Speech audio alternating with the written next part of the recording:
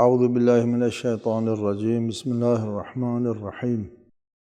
الحمد للہ رب العالمین، والصلاة والسلام علی اشرف الانبیاء والمرسلین وآلہ الطیبین الطاہرین۔ اعوذ باللہ من الشیطان الرجیم، وَلَقَدْ صَرَّفْنَا لِلنَّاسِ فِي هَذَا الْقُرْآنِ مِنْ كُلِّ مَثَلٍ فَأَبَى أَكْثَرُ النَّاسِ إِلَّا كُفُورًا۔ سورہ بنی اسرائیل آیت 9۔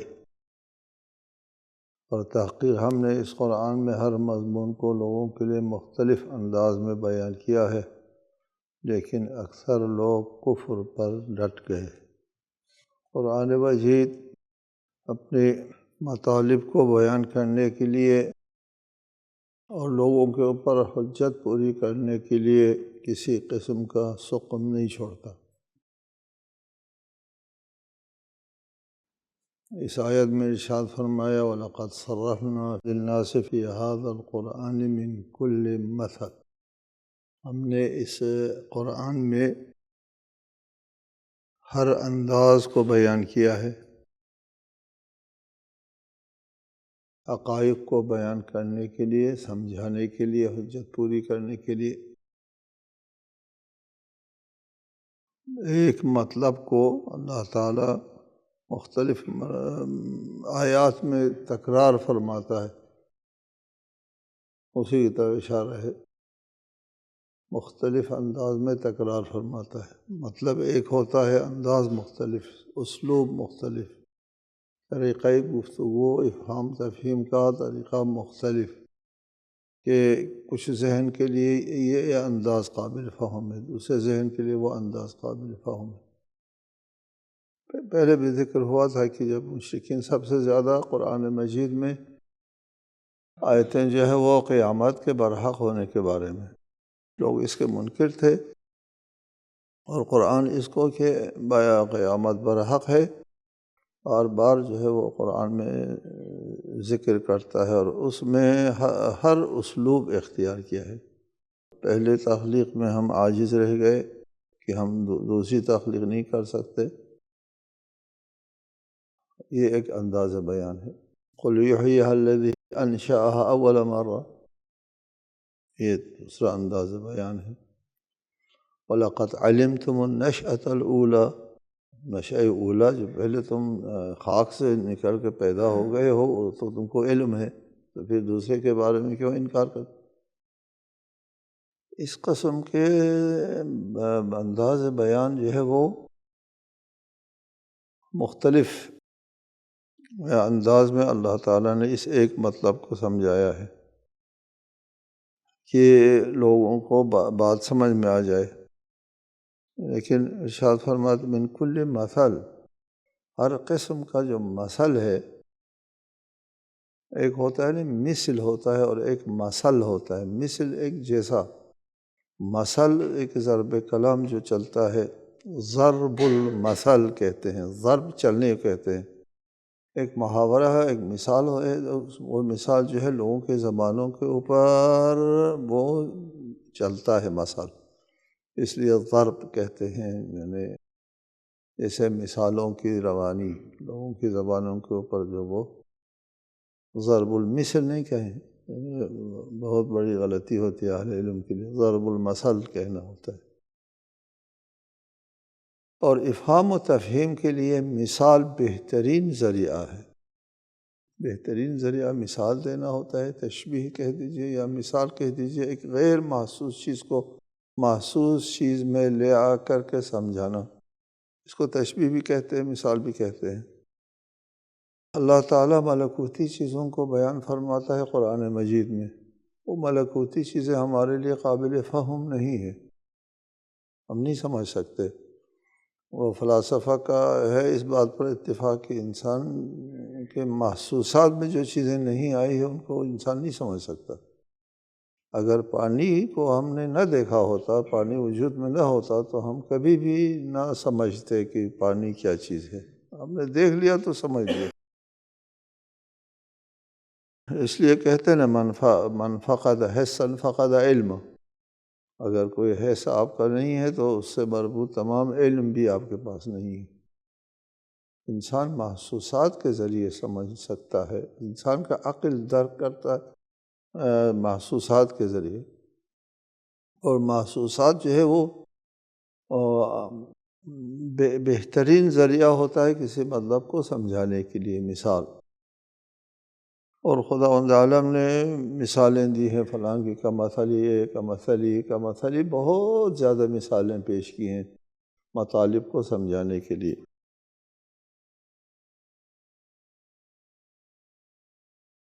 لیکن ان تمام دلائل اور براہین کے باوجود فابى اکثر الناس الا کفورا، اکثر لوگ جو ہے وہ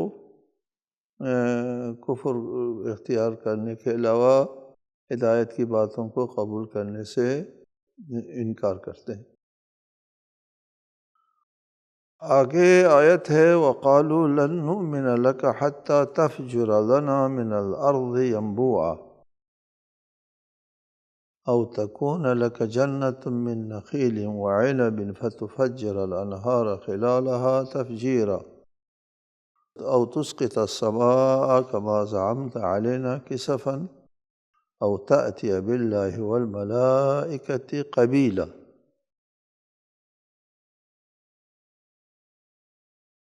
أَوْ يَكُونَ لَكَ بَيْتٌ مِّن زُخْرُفٍ أَوْ تَرْقَىٰ فِي السَّمَاءِ وَلَن نُّؤْمِنَ لِرُقِيِّكَ حَتَّىٰ تُنَزِّلَ عَلَيْنَا كِتَابًا نَقْرَؤُهُ قُلْ سُبْحَانَ رَبِّي هَلْ كُنتُ إِلَّا بَشَرًا رَسُولًا۔ ایک لمبی فہرست ہے معجزات کی جو لوگ مطالبہ کرتے ہیں، اور کہنے لگے ہم آپ پر ایمان نہیں لاتے جب تک آپ ہمارے لیے زمین کو شگافتہ کر کے ایک چشمہ جاری نہ کریں، یا آپ کے لیے کھجوروں اور انگوروں کا ایسا باغ ہو جس کے درمیان آپ نہریں جاری کریں، یا آپ آسمان کو ٹکڑے ٹکڑے کر کے ہم پر گرا دیں جیسا کہ خود آپ کا زعم ہے، یا خود اللہ اور فرشتوں کو ہمارے سامنے لے آئیں، یا آپ کے لیے سونے کا ایک گھر ہو، یا آپ آسمان پر چڑھ جائیں، ہم آپ کے آسمان پر چڑھنے کو بھی نہیں مانیں گے جب تک آپ ہمارے لیے ایسی کتاب اپنے ساتھ اتار نہ لائیں جسے ہم پڑھیں۔ یہ ہے ان کے مطالبات۔ آپ کہہ دیجئے میں تو میرا رب کی طرف سے صرف پیغام پہنچانے والا انسان ہوں، پاک ہے میرا رب، سبحان رب، پاک و پاکیزہ ہے میرا رب، میں تو صرف پیغمبر ہوں اور انسان ہوں۔ جواب یہ دیا میں پیغمبر ہوں اور انسان ہوں۔ پہلے بھی آپ کو بتایا کہ خداوند عالم جب انبیاء کو مبعوث فرماتا ہے تو اپنے انبیاء کی نبوت اور رسالت کے اس بات کے لیے معجزہ دے کر مبعوث فرماتا ہے، بغیر معجزہ کے کسی نبی کو مبعوث نہیں فرمایا۔ جو ان کی نبوت اور رسالت کے اس بات کے لیے ضروری ہے وہ ضروری معجزہ دے کر مبعوث فرماتا ہے، اور ہر نبی اپنا معجزہ پیش کرتا ہے اپنی امت کے سامنے۔ ماننے والے اسی معجزے کو مان لیتے ہیں اور اس نبی کے اوپر ایمان لے آتے ہیں، اور پھر نہ ماننے والے وہ نہیں مانتے ہیں اور وہ دیگر معجزوں کا مطالبہ کرتے ہیں، اور ایک ابتدائی معجزہ ہے اور ایک مطالباتی معجزہ ہے۔ ابتدائی معجزہ اللہ تعالیٰ فراہم کرتا ہے ہر نبی کے لیے، مطالباتی معجزہ اللہ تعالیٰ فراہم نہیں کرتا الا ان کی اس قوم کو تباہ کرنا مقصود۔ اس لیے مطالباتی معجزہ دینے کے بعد اگر قبول نہ کرے، ایمان نہ لائے، پھر فرصت نہیں ملتی، فوراً اس قوم کے اوپر عذاب آتا ہے۔ یہاں پر لوگوں کا مطالبہ معجزہ اپنی تباہی کا مطالبہ ہے، جاہل ہے، لوگوں کو پتہ نہیں ہے کہ اگر اس معجزے کے اوپر عمل ہو گیا، اللہ نے یہ معجزہ جو ان لوگوں نے کہا ہے دکھایا، جو دکھانے کے قابل ہے، کچھ تو معجزہ نامعقول ہے، نامربوط ہے، اسے معجزہ دکھانے کے قابل نہیں ہے۔ مثلاً یہ ہے کہ اللہ اور فرشتوں کو ہمارے سامنے لے آؤ، یہ اللہ کو سامنے لے آؤ، یہ مطالبہ جو ہے وہ بنی اسرائیل نے بھی حضرت موسیٰ سے کیا تھا، لَن نُؤْمِنَ لَكَ حَتَّى نَرَى اللَّهَ جَهْرَةً، ہم اللہ کو کھلم کھلا دیکھے بغیر ہم آپ کے اوپر ایمان نہیں لائیں گے۔ یہی انہوں نے بھی یہی کہا نا کہ ہمارے سامنے لے آؤ، کھلم کھلا ہم اللہ کو دیکھ لیں۔ یہ مطالبہ ایک گستاخی ہے اللہ تعالیٰ کی شان میں، بہت بڑا گناہ تھا۔ اللہ تعالیٰ کو سامنے لے آؤ، اللہ کو ہم دیکھ لیں۔ اللہ کو حاسہ بصر کی محدودیت میں لانے کا مطالبہ اللہ کی شان میں بہت بڑی گستاخی ہے۔ اس لیے امامیہ کا موقف ہے کہ اللہ اس حاسہ بصر کی محدودیت میں نہیں آ سکتا، نہ دنیا میں نہ آخرت میں، فرق نہیں کرتا، آخرت ہو دنیا ہو۔ کہتے ہیں کہ آخرت میں انسان کی روحانیت قوی ہوتی ہے، اور اس وجہ سے اس روحانیت کی وجہ سے اللہ کو دیکھ سکیں گے، دنیا میں نہیں دیکھ سکیں گے۔ ہم کہتے ہیں کہ کیا آخرت میں انسان کی روحانیت دنیا میں رسالت مآب کی روحانیت سے زیادہ قوی ہوگی؟ تو پھر دنیا میں رسالت مآب کو تو نظر آنا چاہیے تھا نا اللہ تعالیٰ۔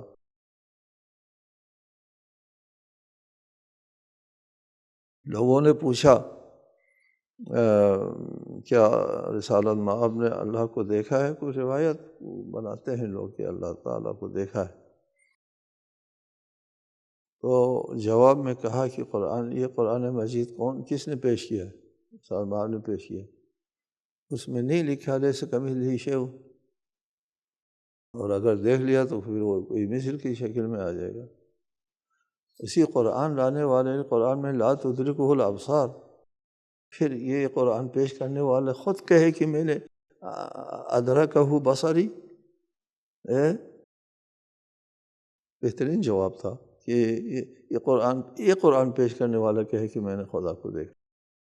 خدا حاسہ بصر میں نہ دنیا میں آ سکتا ہے نہ آخرت میں آ سکتا ہے اس محدودیت میں۔ قوم موسیٰ نے بھی یہی مطالبہ کیا، چونکہ یہ شان الہی میں بڑی گستاخی ہے کہ اللہ تعالیٰ کو حاسہ بصر کے محدودیت میں لے آؤ کہنا، اللہ کو محدود فرض کرنا اللہ کی شان میں گستاخی ہے۔ اس وجہ سے ان کے اوپر عذاب نازل ہوا، صاعقہ نازل ہوا، تو سب مر گئے۔ حضرت موسیٰ نے کہا کہ ان سفیہوں کی وجہ سے یہ مصیبت میرے اوپر کیسے آ گئی خدایا؟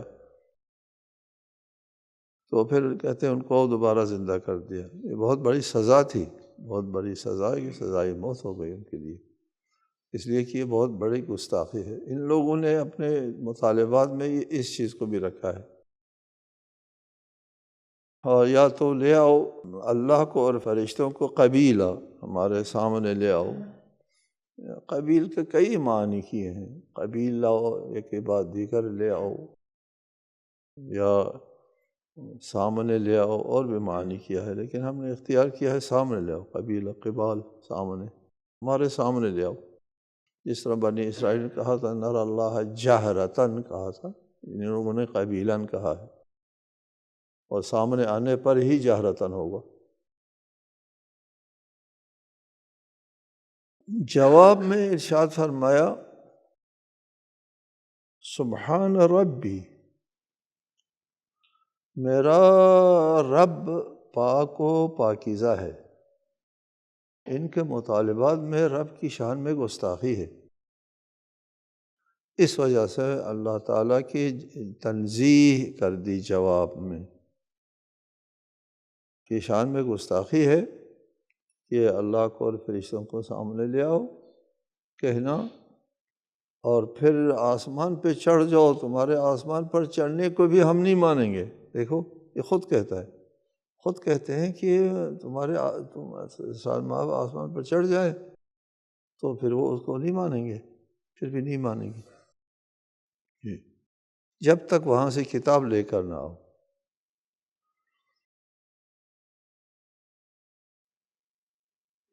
اس کے سلسلے میں فرمایا کہ میرا رب جو ہے وہ پاک و پاکیزہ ہے اس بات سے کہ وہ سامنے آئے اور تمہارے جیت میں آ جائے، تمہاری نظروں کی محدودیت میں آ جائے، یہ اللہ کی شان میں گستاخی ہے۔ سبحان ربی۔ ایک دوسرا فرمایا حل کنت الا بشر الرسول، کیا میں ایک انسان رسول کے علاوہ کوئی اور چیز ہوں؟ میں ہوں اللہ کا رسول، میں ہوں اللہ کی طرف سے، اور انسان ہوں، اللہ نہیں ہوں۔ میں انسان ہوں، اللہ نہیں ہوں، اللہ کا رسول ہوں۔ هل كنت الا بشر رسول، میں رسول ہوں۔ رسول ہونے کا مطلب کیا ہوتا ہے؟ رسول ہونے کا مطلب یہ ہوتا ہے کہ اللہ کی طرف سے ہوں، خود نہیں ہوں، اللہ کی طرف سے ہوں۔ اور جب میں اللہ کی طرف سے رسول ہوں گا تو جو چیز بھی مجھے ملے گی اللہ ہی کی طرف سے ملے گی۔ یہی رسالت تو میں نے خود نہیں بنائی اپنے ہاتھ سے، اپنے آپ کو رسول تو نہیں بنا سکتا تھا۔ جی، رسول بھی کس نے بنایا؟ میرے رب نے مجھے رسول بنایا ہے۔ معجزہ بھی مجھے میرے رب نے دینا ہے، اگرچہ رسول کے ارادے کو بھی اس میں داخل ہے، یا اپنی جگہ ایک اور کلام ہے کہ معجزہ فعل خدا فعل رسول ہے۔ ہم اس بحث میں نہیں جاتے، اس کا کوئی نتیجہ نہیں ہے کہ رب کی اجازت، معجزہ دینے والا اللہ تعالیٰ ہے، معجزہ دینے والا اللہ تعالیٰ ہے۔ یہ تمام اختیارات اللہ تعالیٰ کے ہاتھ میں ہے۔ اللہ معجزہ اس وقت دیتا ہے جب حجت پوری کرنا ہو، اور جب حجت پوری ہو چکتی ہے پھر اس کے بعد روزانہ تمہارے معجزوں کے لیے شعبہ باز کی طرح روزانہ معجزے نہیں دکھایا کرتے جی، کہ جو آئے معجزہ طلب کیا اور اس کو روزانہ معجزے دکھاتے رہے، ایسا نہیں ہوا کرتا، کسی نبی نے ایسا نہیں کیا۔ ضرورت کا معجزہ پیش کیا اور پھر اس کے بعد ہر روز کے مطالبوں کے تحت معجزے نہیں ہوا کرتے ہیں، اور نہیں ہوا ہے کبھی۔ هل كنت الا بشرا رسولا، میں اللہ کا رسول ہوں، اللہ کی طرف سے ہوں۔ معجزے جو ہے وہ اللہ کی طرف سے ہوا کرتے ہیں، اور اللہ نے جو معجزہ دکھانا تھا حجت پوری کرنے کے لیے وہ دکھا چکا، اور اس کے بعد اللہ معجزہ نہیں دکھایا کرتا۔ یہ اللہ کی حکمت عملی ہے تمام انبیاء کے ساتھ۔ اور آیت ہے، یہ جو مطالبے ہوتے رہے ہیں لوگوں کی طرف سے انبیاء کے لیے، یہ مطالبہ جو ہے وہ ایمان لانے کی غرض سے نہیں کرتے تھے لوگ۔ ایک آیت ہے پہلے گزری ہے کہ یہ لوگ اگر آپ تمام معجزے پیش کریں، بکل آیہ کا لفظ موجود ہے، تمام معجزے پیش کریں، پھر بھی یہ لوگ ایمان لانے والے نہیں ہیں۔ یہ ایمان لانے کے لیے، اپنے دل کے سکون کے لیے معجزہ طلب نہیں کرتے۔ جیسے حضرت ابراہیم نے کہا تھا کہ ارینی کیف تحیی الموتی، مجھے دکھا دیے۔ قال اولم تؤمن قال بلی ولکن لیطمئن قلبی۔ اس طرح نہیں ہے۔ حضرت ابراہیم نے جیسے طلب کیا اللہ تعالیٰ سے ان کے اطمینان قلب کے لیے، یقین میں اضافہ ہو جائے، یقین کے قلب اور مشاہدہ دونوں کا اتفاق ہو جائے تمہارے آیات اور اس پر، تو اس کے لیے وہ اطمینان کے لیے طلب کیا حضرت ابراہیم نے، تو اللہ نے دکھا دیا، اطمینان آ گئے، یقین کے اس مرحلے پر ابراہیم فائز ہو گئے، آخری مرحلے پر۔ یہ لوگ جو مطالبہ کرتے ہیں معجزے کہ وہ اطمینان کے لیے نہیں کر رہے، بہانے کے لیے، انکار کے لیے، بہانہ جوئی کے لیے یہ لوگ معجزات کا مطالبہ کرتے ہیں۔ اس قسم کے بہانہ جوئی والے مطالبات جو ہے یہ اللہ تعالیٰ کے ہاں قابل قبول نہیں ہے، اس کے معجزے نہیں دکھایا کرتے۔ اگلی آیت میں ارشاد فرمایا وَمَا مَنَعَ النَّاسَ أَن يُؤْمِنُوا إِذْ جَاءَهُمُ الْهُدَى إِلَّا أَن قَالُوا أَبَعَثَ اللَّهُ بَشَرًا رَسُولًا۔ جب لوگوں کے پاس ہدایت آ گئی تو اس پر ایمان لانے میں اور کوئی چیز مانع نہیں ہوئی سوائے اس کے کہ وہ کہتے تھے کہ اللہ نے ایک بشر کو رسول بنا کر بھیجا ہے۔ اصل مسئلہ یہ ہے، انکار کا اصل مسئلہ یہ ہے کہ یہ لوگ سرے سے انسان کو اللہ کی نمائندگی کے لیے اہل نہیں سمجھتے۔ بشر اللہ کا رسول ہو سکتا ہے، انسان اللہ کا رسول ہو سکتا ہے، انسان کہاں اللہ کی نمائندگی کہاں؟ انسان اس قابل نہیں ہے۔ ہمیشہ کہا ہے، تمام امتوں نے، تمام انبیاء کے اقوام نے، قوموں نے انکار کیا، یہی بات کہی کہ ہم جیسا آدمی جو ما لہذا الرسول یأکل الطعام ویمشی فی الاسواق، اور کھانا کھاتا ہے، ہماری طرح چلتا پھرتا ہے، اور اس کو اللہ تعالیٰ نے اپنا نمائندہ بنایا ہے، وہ تعجب کا مقام ہے۔ انسان کا دماغ جب منحرف ہو جاتا ہے، پتھر کو وہ معبود بنا سکتا ہے، پتھر معبود بننے کا اہل ہے۔ ایک انسان اللہ کا نمائندہ ہونے کا، اللہ کا نمائندہ ہونا کمتر درجہ ہے بنسبت معبود ہونے کے، معبود بہت بڑا درجہ ہے۔ پتھر کو معبود بنا لیتے ہیں، وہ اس کا پتھر معبود بننے کا اہل ہے، لیکن ایک انسان اللہ کا نمائندہ بننے کا اہل، یہ کج فہمی، یہ منکرین کی حجت اور ان کی دلیل کہ بشر کیسے نبی ہو سکتا ہے اللہ کا نمائندہ۔ اصل مسئلہ تمام انبیاء کی تکذیب کا یہی رہا ہے کہ بشر نبی نہیں ہو سکتا، اس لیے یہ لوگ، یہ مشرکین جو ہے، وہ سرے سے کسی نبوت کے قائل نہیں تھے کہ کوئی اللہ کی طرف سے کوئی نمائندہ نہیں آیا۔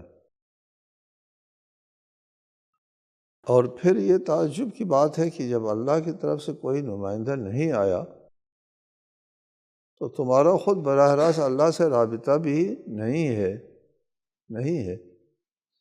تو تم کو کس نے بتایا کہ یہ جو فرشتے جو ہے وہ مؤنث ہیں؟ کس نے بتایا یہ فرشتوں کو اللہ تعالیٰ نے اختیارات دیے ہے تمہاری زندگی چلانے کے؟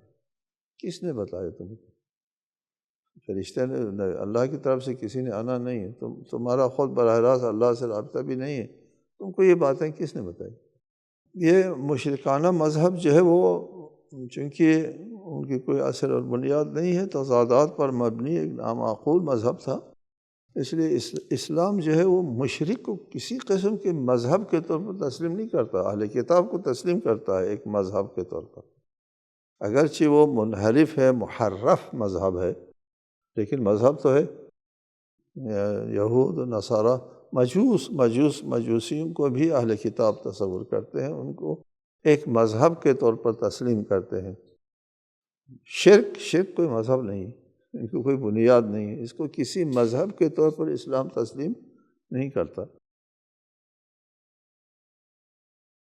وَمَا مَنَعَ النَّاسَ أَن يُؤْمِنُوا إِذْ جَاءَهُمُ الْهُدَىٰ إِلَّا أَن قَالُوا أَبْعَثَ اللَّهُ بَشَرًا رَسُولًا قُلْ لَوْ كَانَ فِي الْأَرْضِ مَلَائِكَةٌ يَمْشُونَ مُطْمَئِنِّينَ لَنَزَّلْنَا عَلَيْهِم مِّنَ السَّمَاءِ مَلَكًا رَسُولًا۔ کہہ دیجئے اگر زمین میں فرشتے اطمینان سے چلتے پھرتے بس رہے ہوتے تو ہم آسمان سے ایک فرشتے کو رسول بنا کر نازل کرتے۔ زمین کے اوپر جو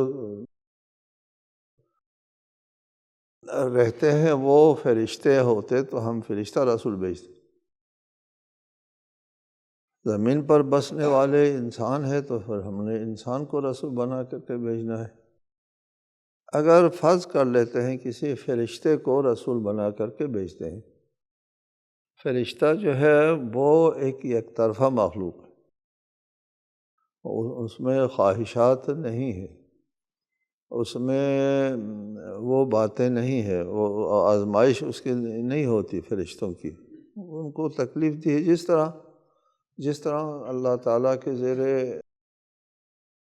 ملکوت جو کائنات کی باقی چیزیں ہیں، پانی ہے، دھوپ ہے، خاک ہے، ان میں سے ہر ایک کو ایک کام پر اللہ تعالیٰ نے لگایا ہے۔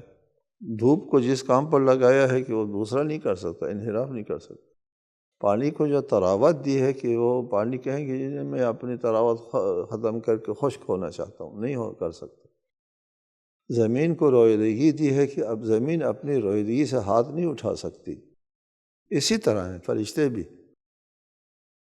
اس قسم کے فرشتوں کو ایک ذمہ داری دی ہے، اس پہ وہ ادھر ادھر نہیں جا سکتے، منحرف نہیں ہو سکتے۔ اس لیے فرشتے اللہ تعالیٰ کے وہ ہوتے ہیں، عمالے ہوتے ہیں قبض روح کے لیے اور احکام کے نفاذ کے لیے وغیرہ کے لیے، ان کا اپنے اختیار سے نہیں ہوتا۔ جیسے زمین اور دھوپ اور پانی وغیرہ جو ہے وہ اپنا اختیار نہیں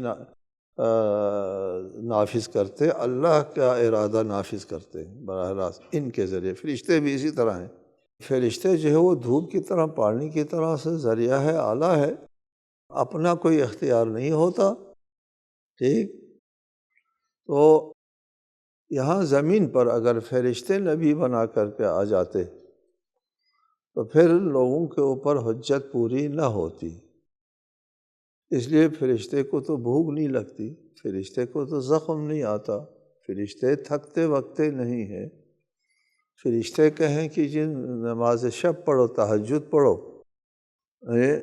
تو کہتے ہیں خود کو نیند نہیں آتی، ہم سے کہتے ہو کہ نیند نہ کرو، جی روزہ رکھو، اچھا خود کھاتا نہیں ہے اور ہم سے کہتے ہیں نہ کھاؤ۔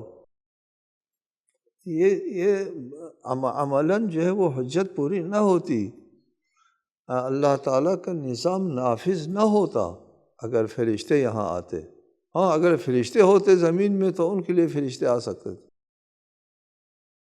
اور لیکن یہاں زمین پہ بسنے والے جو ہے وہ بشر ہے، متضاد صفات کا مالک ہے، اور آزمائش کے لیے ان کو بھیجا گیا ہے جی، اور صاحب اختیار ہے، خود مختار لوگ ہیں، ان کے لیے ایک فرشتے یک طرفہ انسان رسول بنا کر کے بھیجیں تو اللہ کی حجت پوری نہیں ہوتی۔